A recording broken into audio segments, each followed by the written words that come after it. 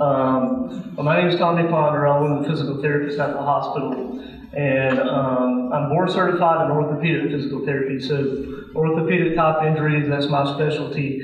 I'm also a certified McKenzie therapist, so that means that I deal a lot with spine, so neck pain, back pain, that type stuff. There are only a handful of us in the state, and I think there are only about 6 or 7 of us in the state with that certification. But I really enjoy working with the backs, but I do treat all the joints, and most of us do there at the clinic. And I'm going to talk a little bit later about what we have to offer, especially as it relates to treating arthritis. But today I'm going to talk about joint pain. And how many have ever been diagnosed with arthritis? Okay. So about 50 million adults in the United States have been diagnosed with some form of arthritis. Okay. And about 300,000 children have been diagnosed with some form of arthritis.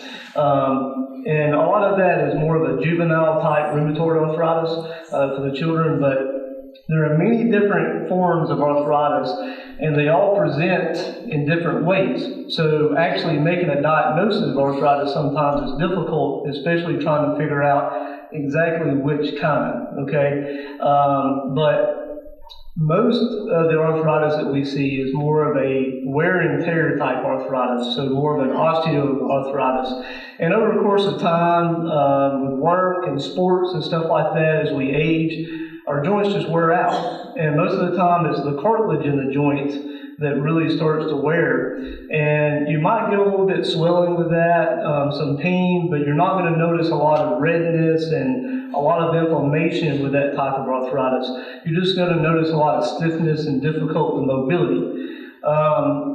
Another type of arthritis that we see is more of a inflammatory type arthritis. So that's more of a rheumatoid type arthritis. And rheumatoid arthritis is a lot different than the first kind I mentioned, because an inflammatory type arthritis results from basically some type of autoimmune problem in the body, where the body, for whatever reason, starts attacking itself, and that sets off an inflammatory response, and that can affect the joints. So a lot of times with rheumatoid arthritis, you're going to have it more in the small joints of the body, so like in the hands and the feet and stuff like that. That's not to say you can't get it in the back and other joints, but most of the time it's in the very small joints. And you also start noticing some deformity in those joints if you have rheumatoid arthritis. With rheumatoid, you can actually have flare-ups, you can have remission. So sometimes you might be in a flare-up stage and your joints are going to be really, really stiff, really swollen, really red. They can feel hot. You might even feel sick, run a fever, that type of stuff. So that's how rheumatoid arthritis is a lot different than the wear and tear type, because with the wear and tear, you're not going to get those kind of symptoms in most cases. How many have heard of gout? Okay, gout is a different form of arthritis. That's called a metabolic type arthritis. And basically what happens is you can get a buildup of a certain type of acid in the body called uric acid. And when the levels get too high, they can start forming crystals in the joints. And when those crystals start forming, that causes a lot of joint pain. And probably most of you who know someone who has gout, they're going to have toe pain. Usually it's a big toe or something in the foot. And that is excruciating pain, okay? A lot of times they can't even stand to have a sheet touch their foot when they're trying to sleep. It's just really, really painful. So if it's that painful when you're sleeping, trying to get up and walk is going to be even worse, okay? So as you can see, there are a lot of different types of arthritis, and there's no way to talk on all of them, but I wanted to give you an overview of some of the ones that we see mostly, okay? So this is a spine model, and on the left you can see that that's a normal looking spine. So the bones are real smooth. You have a disc in between the bones, which help to add some shock absorption to the spine. And you can see it's plump and well nourished, and then you have your nerves coming out up here. The joints look really good over here. But if you look on the arthritic spine, you can see how the bones start changing. They start getting little spurs on them and nodules and stuff like that.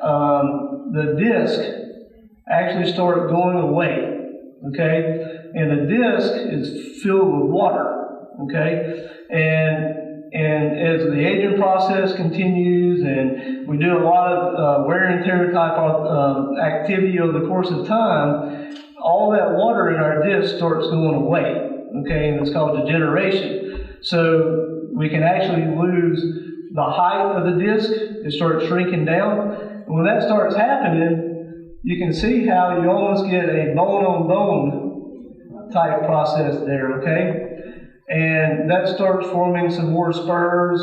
And when you start getting that bone-on-bone and we lose height in our back, that puts a lot of pressure on the nerves, okay? So you can see over here, the nerve has a big opening that it can pass through, but over here, not so much, okay? How many have heard of stenosis? Okay, stenosis means narrowing, and when all that starts to narrow, that increases the pain. So a lot of times patients with stenosis have difficulty walking and standing. Okay, so standing to wash the dishes or something like that is very difficult because of all the narrowing that's going on in the spine. So sitting down a lot of times helps to relieve that type of pain. Okay. The knee is very similar. You can see over here, the cartilage of the knee is very smooth in a healthy knee. It's very clear and pristine. There's nothing on it. The bone looks good. The cartilage down here looks really good. But over here, you can see what happens. All that wear and tear starts degenerating that cartilage, and the cartilage begins to wear out. Okay, and just like I showed you in the spine, when that starts happening to the cartilage, the space in the joint becomes less. Okay, so what happens is you get a lot of bone on bone again, and that really causes a lot of pain. Also, and especially in the knee, when you start getting all of that wear on the cartilage, the ligaments in the knee start becoming a little weak because they're having to work overtime to really try to stabilize the knee while you're up walking and moving around, okay? Because the cartilage is supposed to help, but if it's not there, then it can't do its job, okay? We have to rely on something else in the body to help out. The shoulder is very similar. In a healthy shoulder, the shoulder is a little bit different than the knee, because that's more of a ball and a socket joint. So right here, the ball of the shoulder is very clear, it's smooth, and then even right here on the socket, it's very smooth around the edge. You don't see a lot of spurring or anything like that, so that's going to allow easy mobility in that shoulder joint. But over here, you can see how that cartilage is beginning to wear out, okay? And you start forming bone spurs. And when you have that type of wear in the shoulder, you might get a lot of popping, a lot of clicking. It might feel like it's moving and slipping on you a little bit. It's going to be very painful because that joint can't move in a smooth way. Okay? It starts causing a lot of pain. Now, also what happens in the shoulder, sometimes if you have a lot of that going on, that's going to put a lot more stress in your rotator cuff. Okay, and that's a whole other issue that you can have with the shoulder. So if you look here, this is two sides of the knee joint, and over here you have a lot of space. Okay, the bones look really healthy and good on that side, but over here, look what happens. There's not much space at all. Okay, the cartilage is worn out. You start getting little bone spurs. And that right there is bone on bone, okay? And in a knee, you might not get that bone on both sides. Some people hurt more on the inside of their knee. Some people hurt more on the outside of their knee.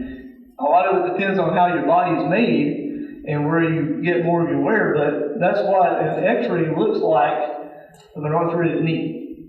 Okay? So you can see how if you have a lot of wear there and you get bone on bone, it's kind of hard for physical therapy to do a lot with that. Okay? We can't go in and do anything with that, and that's where the surgeon comes into play. But what we have to do is make sure that the muscles around that knee are strong enough to help make up for some of that there. Okay? Over here in the shoulder, you can see how the space there is very narrow. There's not much. That bone is almost just sitting right up against the socket. Okay? So every time you move, you get grinding. You get pain. Okay? Because there's just no space there for that shoulder to move. And again, you can get some bone spurs. Okay? Right here in the collarbone area, and up underneath it is also another area that you get a lot of arthritis and a lot of arthritic buildup, and sometimes they have to go in and clean that out. Okay? So, some steps on trying to manage arthritis. Okay? Again, it depends on a lot of times what kind of arthritis you have, because we can't treat all arthritis in the same way. All right? Not every patient can we treat the same way, because your pain might be a little bit worse than someone else. You might be a little bit more involved with your arthritis process than somebody else. So it's very individualized, okay? But generally, controlling your weight, and most of the time what research shows is just maintaining a healthy weight, okay? There's no way for me to tell you exactly how much weight for you to lose or anything like that, because it varies. But just make sure you stay healthy and you control your weight. That really helps the joints, okay? Especially the weight-bearing joints like the hips and the knees and the spine, okay? Exercise. Research is really showing more and more every day that movement on a routine basis really, really helps arthritic pain, okay? Now, sometimes you have to figure out how you need to move and how much you need to move, okay? You can't just go out one day and say, I've got arthritis in my knee, I'm going to go and walk a mile, okay? That's not good. So generally what I tell patients is you have to listen to your body, okay? Your body is a really good gauge of what it can handle and what it can't. So if you're looking at being active and going for a walk on cooler days and stuff, I wouldn't think about, I've got to go and walk a mile. Okay, I talked to Sue the other day and she said she went and walked a mile, so I've got to go and try to do the same thing. That's not good. You need to walk until your body says to stop. Okay, that might be 100 feet and back. I don't know. But I tell patients, don't think about speed. So don't think about how fast you walk. Don't think about time. So don't try to say, I've got to go and walk 30 minutes today to do something. And don't think about distance. Okay? You walk until your body says, I think I've had enough for today, to turn around and go back. And then what you try to do the next day is try to build on what you did the day before. Okay? If you take that kind of approach, you're going to do a whole lot better than trying to force something through the body. That's never a good thing. Okay? Sometimes you have to go to the doctor and they have to figure out exactly what we're working with. Okay? Because you remember, there are different forms of arthritis. And because there are so many different forms, sometimes that means that the diagnostic process is more involved. So they might have to do blood work. They might have to do more imaging. They might have to do a lot of different things to track and see what we're actually working with, okay? But they can also, a lot of times, prescribe medications that will help. I tell patients all the time, look, if you're on an arthritic medication that the doctor gave you, make sure you take it, okay? Because sometimes what happens, the patient will be on a medication and they come to therapy and they stop taking the medication, and then they start hurting while they're going through the exercises, and we're not getting anywhere with that because they think the exercise is going to make them feel a whole lot better. But sometimes you need a combination of the two, okay? Because the medication can do things that the therapy can't do, and the therapy can do things that the medication can't do. So you have to combine the two a lot of times to get where you want to go. All right? So really pay attention to your medications and what the doctor says, because that's only going to help with the therapy. Okay? But regardless, movement is always the best policy. All right? I had a patient today with arthritis, and fairly young patient, but she also has fibromyalgia and some other stuff too. So you have to really gauge and try to figure out all of those things combined. What can the body handle and what it can't? So that's where physical therapy a lot of times comes into play, or occupational therapy, is because we can kind of help you figure that out.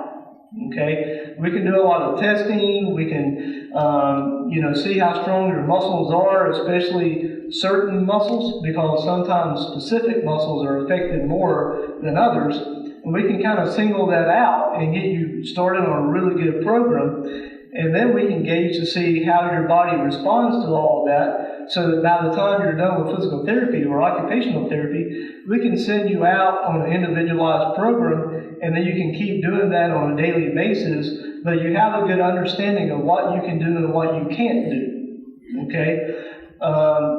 You have to be careful how you move sometimes when you have arthritis. You can't just go out and do whatever you want to do.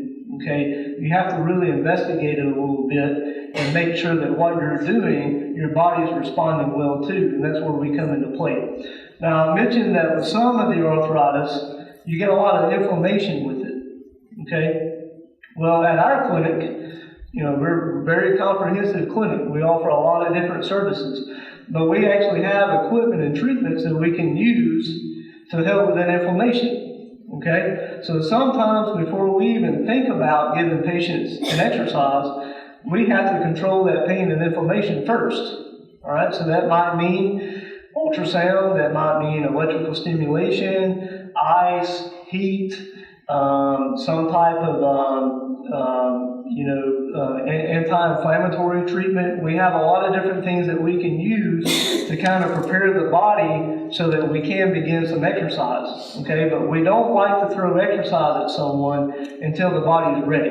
Okay, we also offer pool therapy, and for hips and knees and a lot of times low back problems. Getting in the pool and doing aquatic therapy really helps, because that water in the pool helps to separate the joints a little bit and to relieve the pressure on the joints while you're doing the exercise. Okay? And now typically how we do that is we'll let you do the pool once a week, and then we try to get you in the clinic, in the gym, doing some other type of exercises another day of the week, so that the body can kind of be accustomed to that type of arthritis, that type of exercise too, okay? So we have a lot of different things that we can offer at Coosa Valley to help with arthritis, okay? So I'm going to let y'all ask some questions, because a lot of times that really helps to guide a presentation a little bit more, okay? So if y'all have any questions about anything, specific type of arthritis, or how we might treat it with physical therapy, occupational therapy, just let me know. Yeah. Okay, we'll start right here in this room. I was going to ask, for the scoliosis, he mentioned it of the knee. I have it in the spine. I didn't even know it existed in the knee, but the scoliosis of the spine can also shrink your height. That's right. Has that gone down at least 2 inches? Yes, ma'am. But I don't have real severe pain, because I exercise every day but Sunday.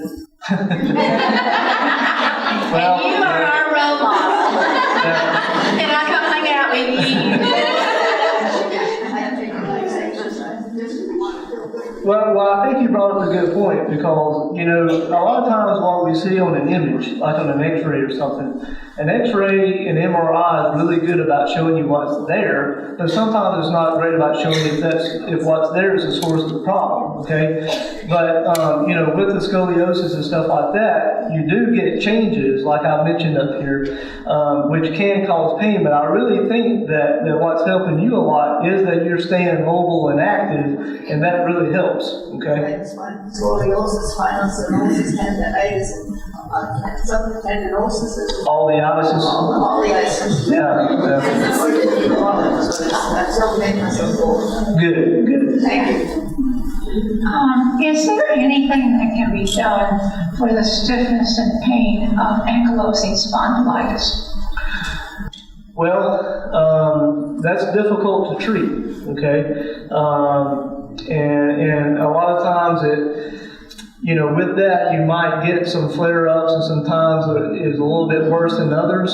So, that's going to dictate how much movement and stretching and exercise that you can do. But yeah, generally what you try to do with that is to pick and choose the right positions and the right movements that help, okay? Because sometimes with back problems, you can't go to the computer and print out low back exercises and give that to a patient, because some backs vary in what they can as far as movement. Okay, when you have something like ankylosing spondylitis, there are certain movements and positions that's not going to be good for that. So what we would have to do is check your back out to see what it can handle and what it can't, and then easily and slowly get you on an exercise program that your back is going to be able to handle. But I've seen a lot of patients with it, and I have to handle each patient with that a little bit differently. But yeah, there are some things that we can do. So. Yes, I have a lot of pain in my right shoulder, right in this area right here. Mm-hmm. None in this one. Is that because I use my arm more, my right arm more? I'm right-handed. It could be, but I see patients every day who are right-handed, but their left shoulder is worse than the right. So there's no real explanation to it. It's probably just, over the course of time, some of the things that you might have done in the past, or may have injured that shoulder somehow and not really thought about it, and then eventually it kind of catches up with you. It's just real hard to say on that. So, thank you. Yeah.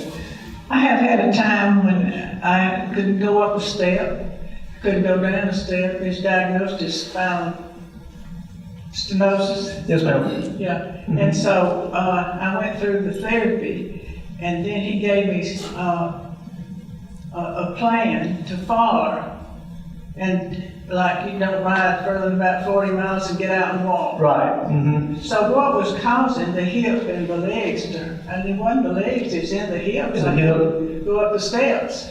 Well, if it was truly a back problem that was causing that, like I showed earlier, when that spine starts shrinking down a little bit and you're getting all that narrowing in and around the nerves, standing, okay, or walking is a position on the low back that actually makes the spine narrow even more, okay? So if you already have narrowing back there, and then you're standing and walking and it narrows even more, you put a lot more pressure on those nerves, okay? And typically if you have a back problem that is causing pain away from the back, that's more of a nerve problem, because you're on a nerve and it's sending the pain away from the back. So when you were going up and down those stairs or whatever, that was just enough to aggravate that nerve, and that's the reason you were feeling it down into your hip, okay? So what you have to do with that is avoid some positions and some movements.